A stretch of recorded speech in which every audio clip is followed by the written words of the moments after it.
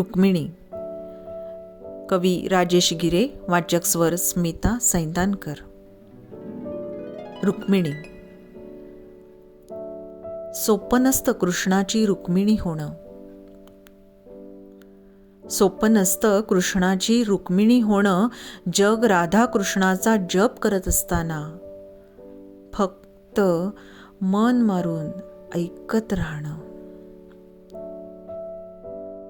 सोपं नसतं देवत्वावर भाळणं, कृष्णाला सांभाळणं.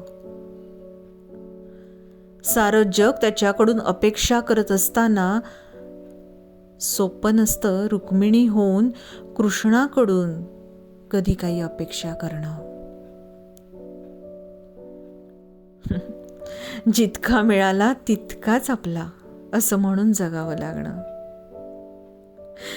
जितका मिळाला तितकाच आपला असं म्हणून जगावं लागणं. सोपं नसतं रुक्मिणी होणं. प्रत्येक मंदिरात कृष्णा शेजारी राधेला बघत राहणं.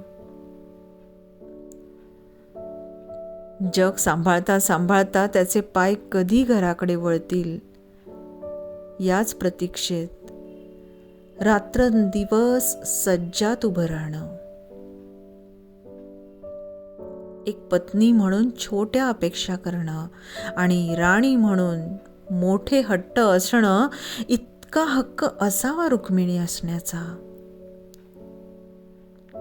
पण रुक्मिणीसाठी सोपं काहीच नसतं. रुक्मिणीसाठी सोपं काहीच नसतं. नशिबी असतं फक्त वेळ आल्यावर रुक्मिणी त्यागणं, राधा होऊन श्रीकृष्णमय होऊन जगणं. राधा होऊन श्रीकृष्णमय होऊन जगणं. सोपं नसतं कृष्णाची रुक्मिणी होणं. कवी राजेश गिरे. वाचक स्वर स्मिता सैंदानकर.